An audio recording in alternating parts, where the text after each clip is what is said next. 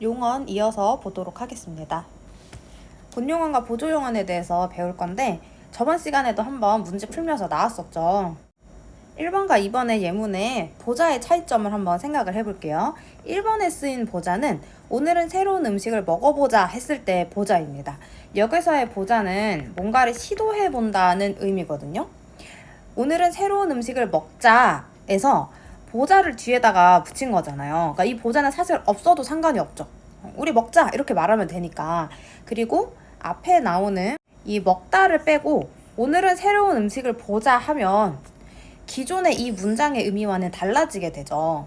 자, 그러니까 지금 뒤에 붙은 보자는 독립적인 의미가 있는 애가 아닙니다. 이런 애가 이제 보조용언이 되는 거예요. 그리고 앞에 있는 애가 중심적인 의미죠. 앞에 있는 용어는 본용언이 됩니다. 자, 그런데 2번을 봤더니 영화는 언제 볼 거야? 라고 물어봤더니 배가 고프니까 밥부터 먹고 보자 이렇게 얘기를 했어요. 자, 밥부터 먹고 영화를 보자 이렇게 된 거죠. 그러니까 여기서의 보자는 위에 나왔던 보자와는 다르게 단독적으로 의미를 구성할 수 있죠. 자, 이런 애는 보조용언이라고 할 수가 없는 거예요. 둘 다 본용언입니다. 자, 그래서 정리를 해보면 1번의 보자는 시도하다의 뜻을 지닌 보조용언이고 2번의 보자는 밥을 먹다랑 영화를 보다 이렇게 두 문장을 합쳐진 거예요. 얘네 둘 다 본용언이라고 봐야 됩니다. 그래서 본용언 하면 되겠죠. 자, 그리고 참고로 이렇게 용언이 두 개가 연달아 나올 때 앞에 거는 무조건 본용언이에요. 앞에 게 보조용언인 경우는 없거든요. 앞에 거는 본용언 하면 되고 뒤에 거가 앞에 거를 보조해주는 역할을 하는지만 체크를 해봐서 그게 보조용언인지 아니면 그냥 본용언 두 개가 나란히 온 것인지 판단을 해주면 됩니다. 자, 그래서 한 번 더 정리를 하면 보조용언의 개념은 혼자서 쓰이지 못하고 반드시 다른 용언 뒤에 붙어서 의미를 더해주는 용언입니다. 보조용언 앞에 오는 용언은 본용언이라고 얘기를 합니다. 보조용언의 종류에는 보조동사랑 형용사가 있는데 이것까지는 구분할 필요는 없습니다. 그냥 보조용언이다 이렇게 알면 되는 거고 보조용언의 특징, 단독으로 쓰일 수 없습니다. 말 그대로 보조해주는 역할을 하는 거기 때문에 자, 집에 가고 싶다라고 했을 때 싶다가 보조용언이죠. 싶다는 그냥 항상 보조용언이거든요. 싶다를 단독으로 쓰진 않죠. 집에 싶다 이런 식으로 쓰면 틀린 문장이 됩니다. 자, 그리고 본용언 없이 단독으로 쓰일 경우 문장의 원래 뜻과 달라집니다. 그는 그렇게 살아왔다 라고 했을 때 앞에 살다가 본용언, 뒤에 오는 왔다가 보조용언일 텐데 뒤에 오는 왔다는 시간의 흐름을 나타내주는 보조용언으로 쓰였어요. 근데 그는 그렇게 왔다라고 하면 이때는 이 왔다가 이동의 의미로 쓰였죠. 그런데 앞에 쓰인 왔다는 이동의 의미로 쓰인 게 아니죠. 자, 다음으로 보조적 연결 어미에 대해서 알아보도록 할게요. 보조용어는 선행하는 본용어의 어미 중 아어 개지고라는 보조적 연결 어미로 연결이 됩니다. 자, 그리고 본용어과 보조용어 사이에는 서나 다른 문장 성분이 들어갈 수가 없습니다. 무슨 말이냐면 자, 집에 가고 싶다에 그 뒤에 서를 붙이면 이상해지죠. 집에 가고서 싶다 이렇게 안 되죠. 자, 그런데 아까 앞에서 본용어의 예시로 밥을 먹고 영화를 보자 했었잖아요. 밥을 먹고 보자. 영화는 자, 이렇게 했을 때 여기다 서를 넣으면 어때요? 말 되죠? 영화는 밥을 먹고서 보자. 이렇게 하면 말이 되죠. 왜냐하면 얘는 본용어니까 말이 되는 겁니다. 그리고 다른 문장 성분이 들어갈 수 없다고 했는데 이것도 예시 한번 보여드리면 영화는 밥을 먹고 하고 요 사이에 재밌게 보자 라고 써도 적절하죠. 왜냐면 얘는 본용어니까. 이렇게 본용어과 본용어이 결합될 때는 서를 넣어도 괜찮고 다른 문장 성분을 넣어도 괜찮습니다.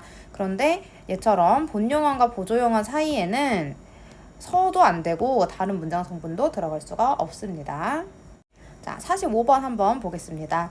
1번부터 보면 기역 니은으로 볼 때 한 용언이 홀로 쓰이기도 하고 자, 기역은 덥다라고 용언이 홀로 쓰였죠. 맞고 2번 더워 온다 이런 식으로 덥다랑 오다라는 두 용언을 합쳐서 썼죠. 두 용언과 어울려서 썼습니다. 니은에서 맞고 2번 니은의 경우 뒤의 용언이 앞의 용언의 의미를 보조하는 역할을 하는군. 그렇죠. 날씨가 더워 온다라고 했을 때 뒤에 오는 온다는 저쪽에서 이쪽으로 온다 이런 의미라기보다는 이 덥다라는 애를 보조해주는 역할을 하죠.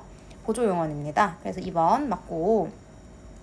자, 그 다음에 니은과 디귿의 차이점을 봤을 때 니은에서는 여기 붙여 쓴 것도 맞다고 되어 있는데 디귿에서는 붙여 쓴 게 틀리다고 되어 있죠. 이 표시가 문법적으로 잘못됐다는 표시잖아요. 자, 그런데 디귿 봤더니 철수가 밥을 먹고 갔다라고 했을 때 갔다는 철수가 밥을 먹고 나서 집에 간 거죠. 앞에서 봤던 것처럼 철수가 밥을 먹고서 갔다. 서를 넣어도 말이 되고 철수가 밥을 먹고 집에 갔다. 집에 서둘러 갔다. 이런 식으로 다른 문장 성분을 넣을 수도 있습니다. 그러니까 뒤에 쓰인 갔다는 본용언이 되는 거죠. 니은은 보조용언이었었고, 자, 보조용언은 이렇게 붙여 쓰는 것도 허용이 되지만 본용언과 본용언은 무조건 띄어쓰기를 해야 되기 때문에 뒤에 쓰인 이렇게 붙여 쓰인 거는 문법적으로 틀리다고 얘기를 한 거예요. 자, 그래서 3번 두 용언이 모두 실질적인 의미를 가지고 있으면 이 말은 두 용언이 모두 뭐면 본용언이면 띄었어야 하는군. 맞는 말이네요. 4번 니은과 디귿은 모두 리을처럼 의미가 성립하는 두 문장으로 나눌 수 있겠군. 자, 니은은 보조용언이 들어가는 애였죠. 보조용언은 단독으로 못 쓴다고 했잖아요. 그러니까 두 문장으로 나눌 수가 없습니다. 디귿은 나눌 수 있겠죠. 철수가 밥을 먹었다, 철수가 갔다 이런 식으로 나눌 수가 있죠. 그래서 정답은 4번. 자, 5번 니은 리을로 볼 때 두 용언이 어울려 쓰이는 경우 아, 어나 고 같은 어미로 연결이 되는군. 자, 요거는 니은에서 더워 온다에서는 어로 연결이 됐고 디귿에서는 고로 연결이 됐고 리을에서도 어로 연결이 되었으니까 연결되는 건 맞는 말이죠. 5번도 적절합니다. 46번 보도록 하겠습니다. 화자의 다양한 심리적 태도는 보조적 연결 어미와 보조 용언의 구성을 통해서 나타낼 수 있습니다. 자, 지혜가 하는 말부터 보니까 쉬고 있는 걸 보니 안무를 다 짰나 본데 추측하고 있죠. 상대방에 대해서. 자, 1번 맞고. 자, 다음으로 니은 보면 춤이 어려워서 친구들이 동작을 잊을까 싶어 걱정이야 라고 얘기를 했습니다. 자, 니은에 쓰인 십다는 뒤에 이어지는 내용이 걱정이야 라고 딱 얘기를 했잖아요. 뭔가를 하고자 하는 의도라기보다는 걱정이 되는 거죠. 친구들이 동작을 잊을까봐 걱정하는 태도가 잘 나타나고 있습니다. 정답은 2번이고 그 다음에 디귿 포기해버리더라고. 화자가 친구들이 포기해버렸다는 것에 대해서 이제 아쉬운 감정을 갖게 되었음이 잘 나타나 있고 그 다음에 고쳐줄까? 뭐뭐 해줄까? 라는 말에는 뭔가를 베푼다는 심리적 태도 나타나고 그 다음에 맞춰야 해, 꼭 해야 해 라고 필요함을 나타내고 있다. 이것도 적절하네요. 다음으로 규칙 활용과 불규칙 활용에 대해서 공부해 보도록 하겠습니다. 규칙 활용, 불규칙 활용은 많은 학생들이 좀 어려워하는 부분이니까 잘 들어주세요. 자, 밑에 예시를 보니까 어간과 어미를 결합하면 어떻게 되냐요? 잡다 할 때 잡에다가 아라는 어미를 붙였어요. 그랬을 때 잡아로 활용이 되죠. 자, 근데 돕다, 누군가를 돕다라는 말에 돕에다가 아를 붙이면 돕아라고 쓰나요? 이렇게 안 쓰죠. 안 쓰고 도와라고 쓰게 됩니다.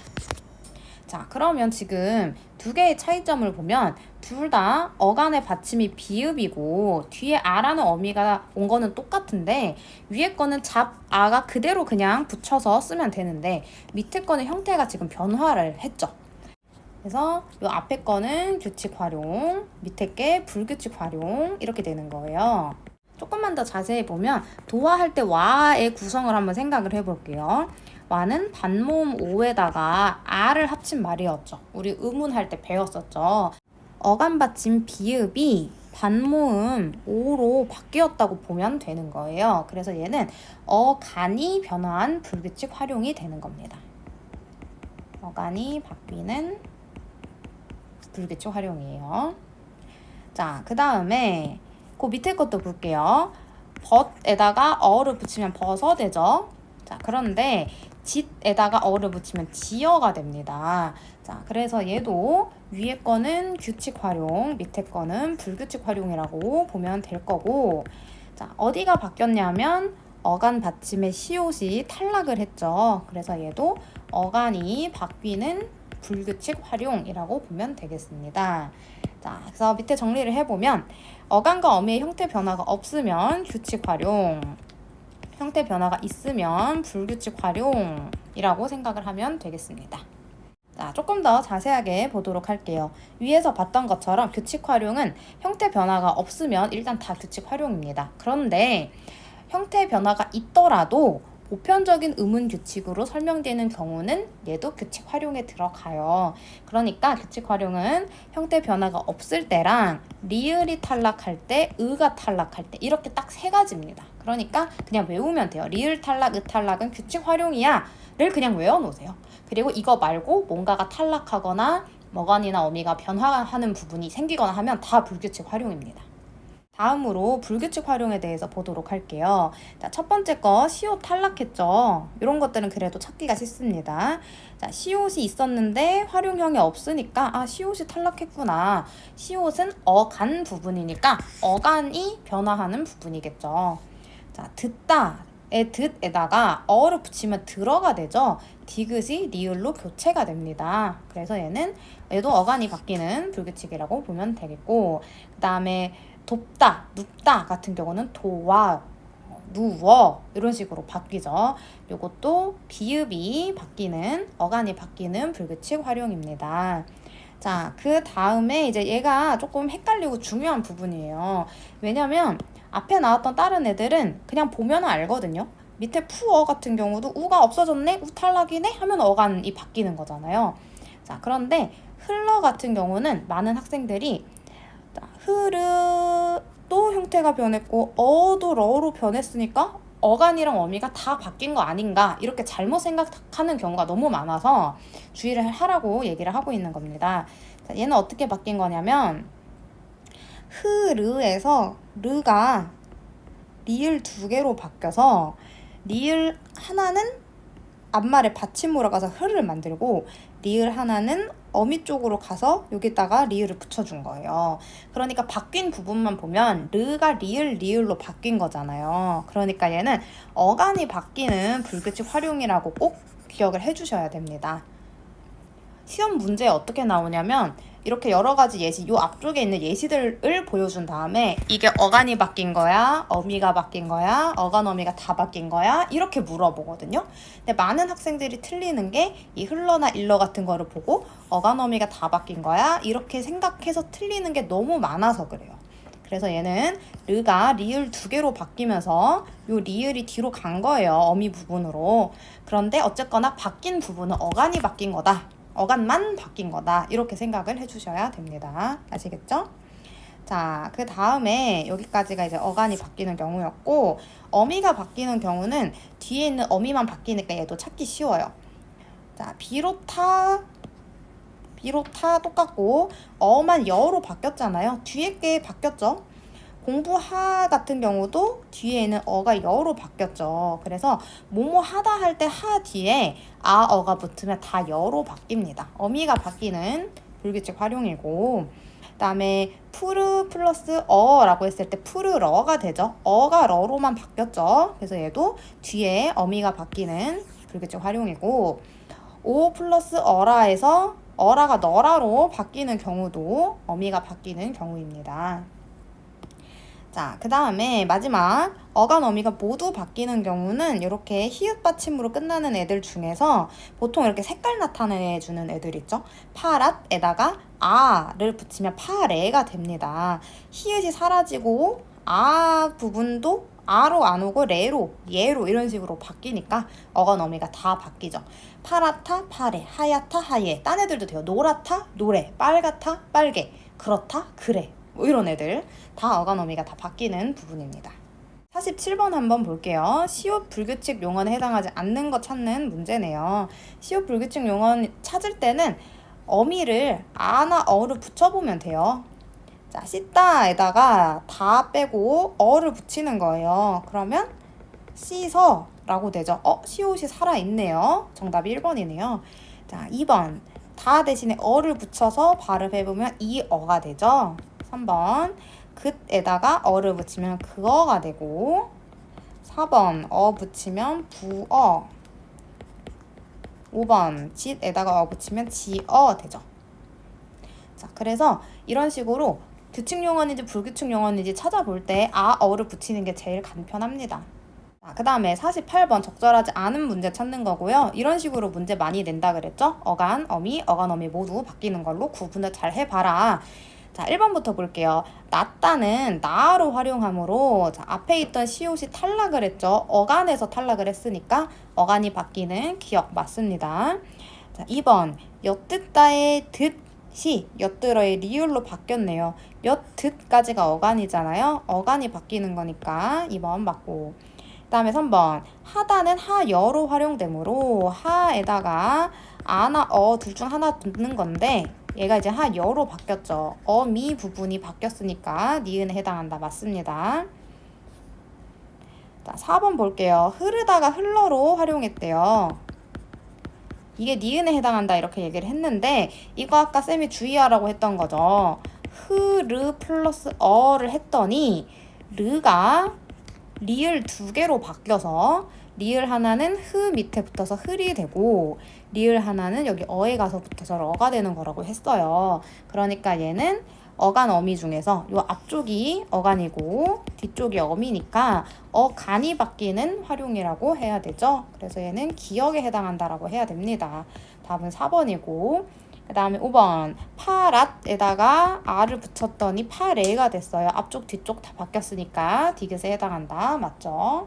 49번 보겠습니다. 기억에 해당하는 것은 하고 설명을 이렇게 열심히 해줬는데 기억은 어간 어미가 모두 바뀌는 경우 찾는 거네요. 자, 방금 봤던 문제랑 똑같죠? 파랏에다가 애를 붙이면 파레가 된다. 정답은 그냥 2번 하면 되고 나머지도 하나씩 한번 봅시다. 자, 오너라 오에다가 아라를 붙였는데 뒤쪽이 바뀌었네요. 얘는 어미가 바뀌는 불규칙 활용이고, 3번 짓다의 짓에다가 어를 붙였을 때 시옷이 탈락했으니까 어간이 바뀌는 불규칙 활용.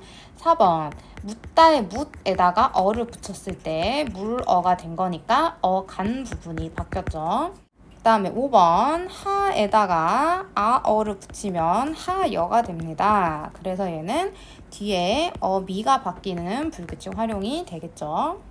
네, 오늘 강의 진짜 빨리 끝났네요. 근데 규칙 활용, 불규칙 활용 구분하는 게 조금 어려우니까 요거는 연습 문제를 블로그에 탑재를 해놓도록 하겠습니다. 블로그에 탑재할 테니까 다운받아서 풀어보고 답도 한번 확인해 보면 좋겠습니다. 다음 시간에는 체언에 대해서 공부를 해보도록 할게요.